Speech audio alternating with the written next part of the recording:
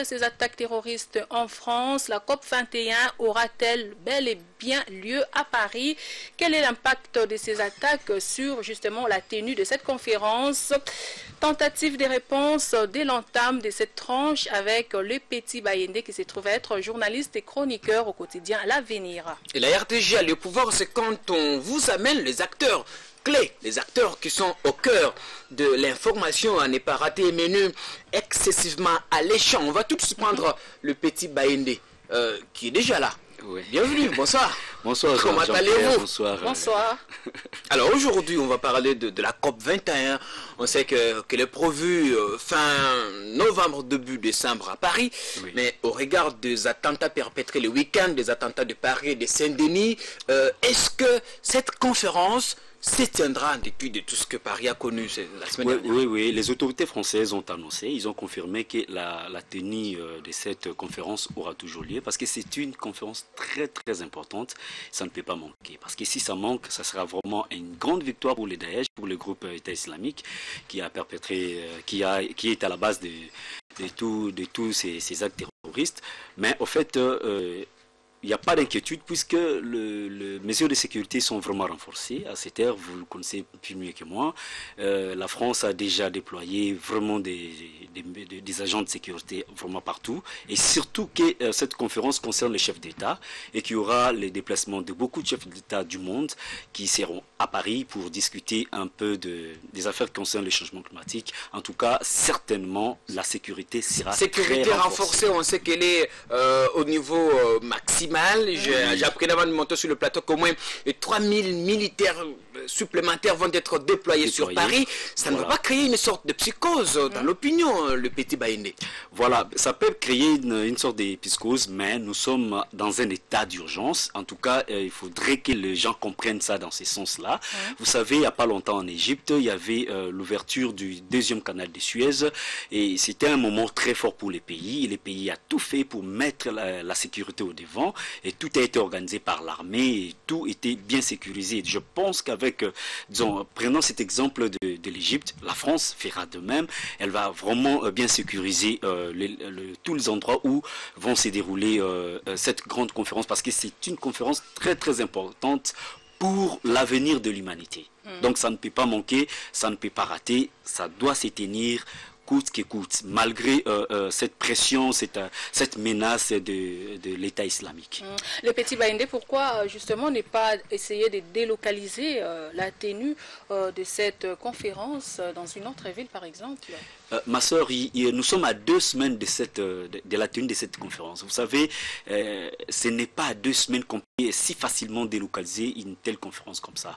À moins que si la France elle-même se sent vraiment dans l'impossibilité de l'organiser. Mais aussi longtemps que la France elle-même se sent vraiment capable de sécuriser ses assises, en tout cas, je ne vois pas la raison pour laquelle on peut déplacer cette conférence, puisque ça fait déjà longtemps, c'est depuis longtemps qu'on préparait déjà cette conférence. C'est depuis longtemps et puis tout a été déjà mis en place. On aurait dû la délocaliser en RDC. Nous avons les infrastructures. En fait, déjà à ce moment ici, ce moment-ci, tout est déjà mis en place pour que la conférence se tienne là-bas.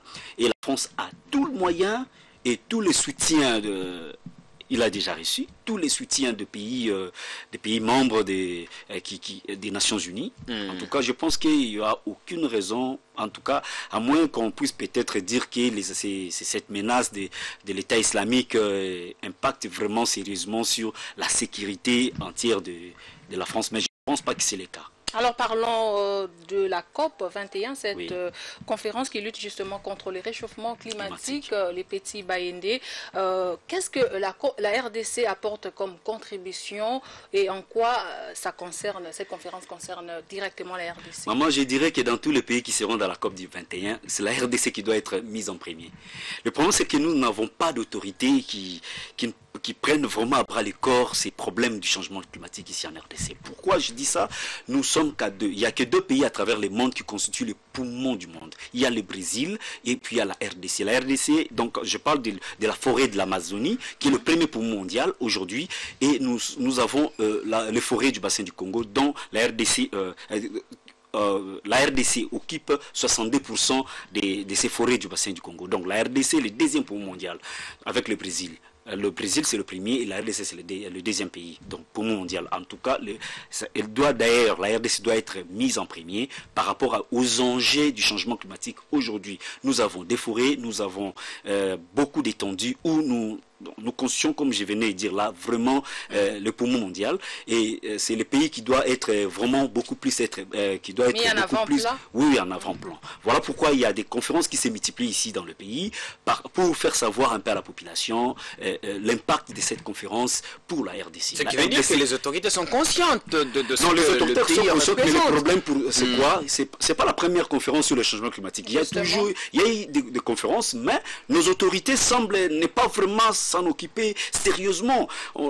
On a vu Lula avec le Brésil, il s'est occupé vraiment personnellement, lui en tant que chef de l'État, il était dans toutes les conférences et le Brésil a eu gain de cause. Joseph Kabila sera à Paris le également. Brésil a fait avancer, est très avancé en agriculture, grâce à ces combats-là contre que Lula a mené pour avoir ce qu'on appelle le crédit carbone.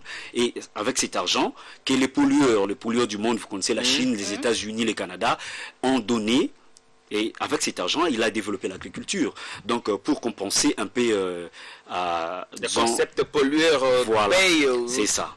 Maintenant, la RDC est le deuxième pays. Donc, nous devons vraiment être en avant de tout, vraiment à l'avant-plan de tout. Merci donc, la RDC doit se battre pour avoir l'argent comme a fait le Brésil, afin de développer notre agriculture, parce que nous avons beaucoup de terres, nous sommes un pays à vocation agricole et nous devons beaucoup travailler pour faire relancer notre agriculture. Et ça demande des moyens, et ces moyens peuvent venir de la COP 21. Merci beaucoup, le petit Baïlé. Je crois que les autorités vous ont suivi.